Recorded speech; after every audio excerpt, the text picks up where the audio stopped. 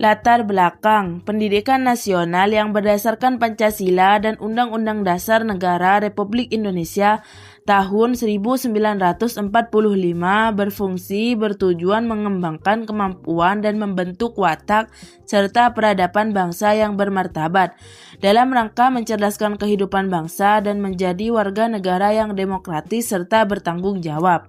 Tujuan pendidikan ini membentuk manusia yang beriman, bertakwa, berakhlak mulia, sehat, berilmu, kreatif, mandiri, serta menjadi warga negara yang demokratis dan bertanggung jawab.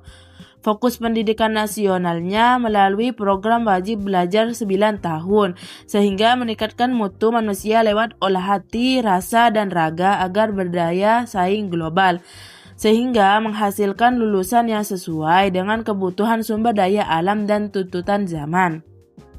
Selanjutnya, pengertian IPS, istilah ilmu pengetahuan sosial yang secara resmi mulai digunakan di Indonesia sejak tahun 1975, adalah istilah Indonesia untuk pengertian social studies seperti di Amerika Serikat. Dalam dunia pengetahuan kemasyarakatan atau pengetahuan sosial, kita mengenal beberapa istilah, seperti yang pertama, pengertian ilmu sosial. Ilmu sosial merupakan ilmu yang mempelajari kehidupan manusia. Dalam masyarakat, fokusnya pada hubungan manusia dengan sesama dan lingkungannya. Yang kedua yaitu perkembangan dan studi sosial. Menurut Jaroli Max, studi sosial bersifat praktis, yaitu membekali siswa agar mampu menghadapi dan memecahkan masalah sosial.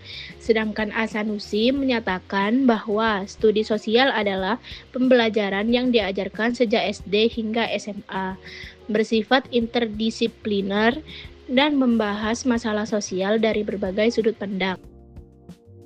Selanjutnya tentang paradigma pendidikan ilmu pengetahuan sosial di Indonesia. Paradigma pendidikan ilmu pengetahuan sosial di Indonesia sangat dipengaruhi oleh Social Studies Amerika Serikat, khususnya dari National Council for the Social Studies atau NCSS, karena pengalamannya yang panjang. Namun, penelusuran sejarah epistemologis di Indonesia cukup sulit, karena lemahnya lembaga profesional seperti HISPIPSI, dan pengembangan kurikulum masih bergantung pada pemikiran individual atau pakar insidental. Hal ini berbeda dengan di Amerika Serikat yang melibatkan task force atau tim ahli secara aktif dalam pengembangan kurikulum. Dan juga perkembangan ilmu pengetahuan sosial di Indonesia berakar dari wacana akademik, yaitu Seminar Civic Education pada tahun 1972 di Tawamangu, yang mengusulkan pendekatan interdisipliner untuk memahami masalah sosial. Konsep ini pertama kali masuk kurikulum sekolah melalui proyek Perintis Sekolah Pembangunan atau PPSP di IKIP Bandung pada tahun 1972 sampai 1973 dan dipengaruhi oleh para pakar seminar tersebut.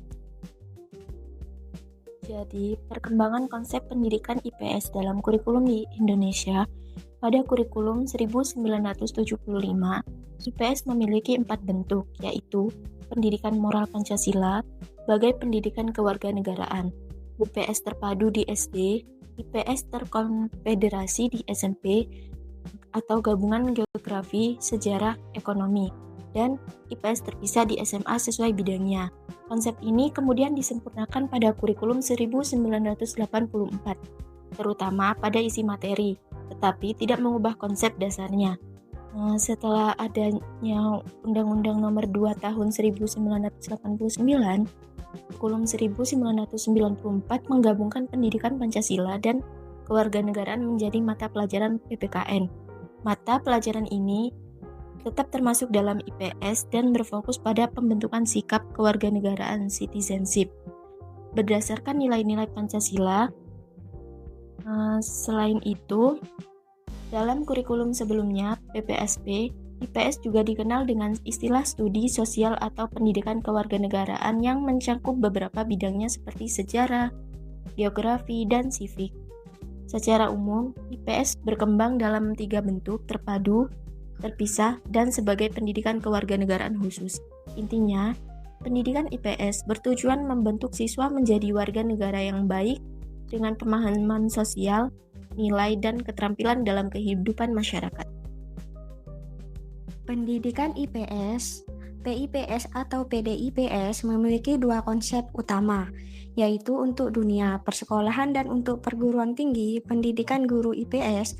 Keduanya perlu memiliki struktur dan logika yang jelas agar memiliki identitas keilmuan yang kuat. Dalam konteks yang lebih luas, PIPS dianggap penting sebagai upaya membentuk manusia seutuhnya untuk menghadapi globalisasi dengan menekankan nilai seperti disiplin, tanggung jawab, integritas, dan pengabdian. Perkembangan di Indonesia menunjukkan bahwa pendidikan IPS terbagi menjadi dua arah. Satu, PIPS di sekolah menyederhanakan ilmu sosial dan humaniora untuk kebutuhan pembelajaran siswa. Dua, PDIPS di perguruan tinggi perkembangan ilmiah dan mendalam untuk mencetak guru IPS profesional. Baik, selanjutnya yaitu evolusi dan tantangan pendidikan ilmu pengetahuan sosial di Indonesia. Yang pertama yaitu visi. Visi membentuk manusia Indonesia seutuhnya dalam Undang-Undang Nomor 2 Tahun 1989.